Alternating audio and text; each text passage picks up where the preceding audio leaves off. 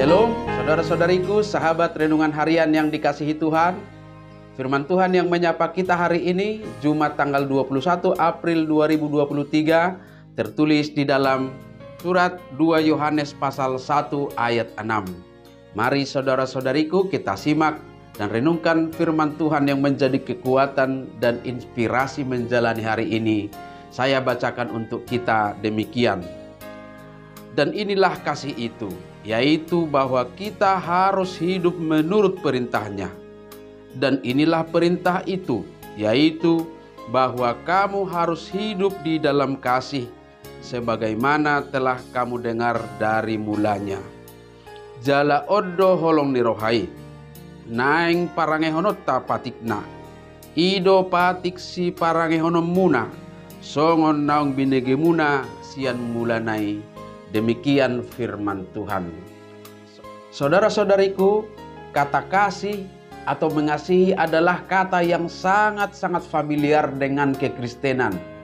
Karena inti dari ajaran Kristus adalah kasih itu sendiri. Yesus datang ke dunia, menderita, bahkan sampai mati di kayu salib. Itu adalah bukti kasih Allah, di mana kasih yang sempurna itu dinyatakan lewat pengorbanan Yesus Kristus di kayu salib. Kasih yang demikianlah yang sesungguhnya harus kita teladani dan yang harus selalu mewarnai kehidupan kita sebagai pengikut Kristus. Dalam menyatakan kasihnya, Yesus Kristus menunjukkan komitmen setia kepada Sang Bapa, sekalipun ia harus menderita.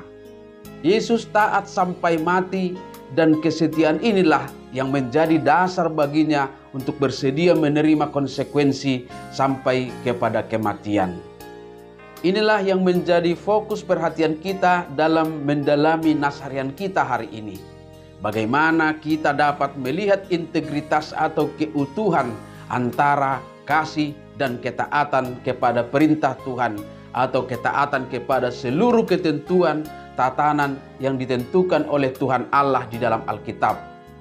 Kasih yang benar adalah ketika diberlakukan dalam ketaatan kepada perintah Tuhan.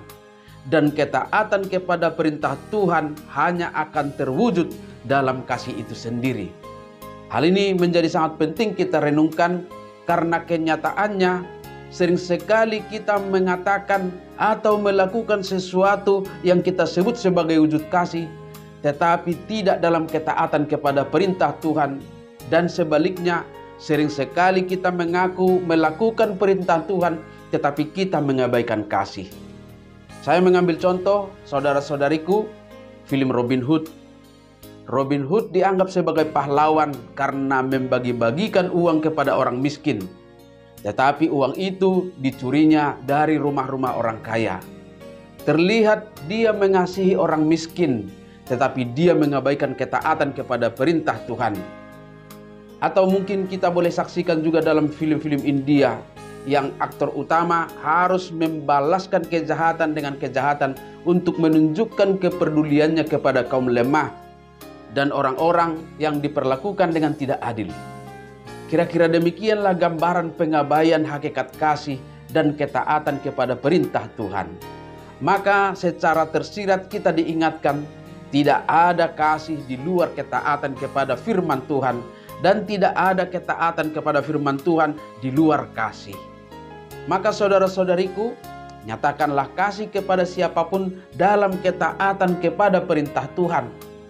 Walaupun mungkin itu bertentangan dengan keinginan kita, yang pasti di dalamnya kita sudah memenuhi tanggung jawab iman kita kepada Tuhan dan kesetiaan kita kepada Yesus Kristus yang adalah sumber kasih dan teladan dalam ketaatan itu.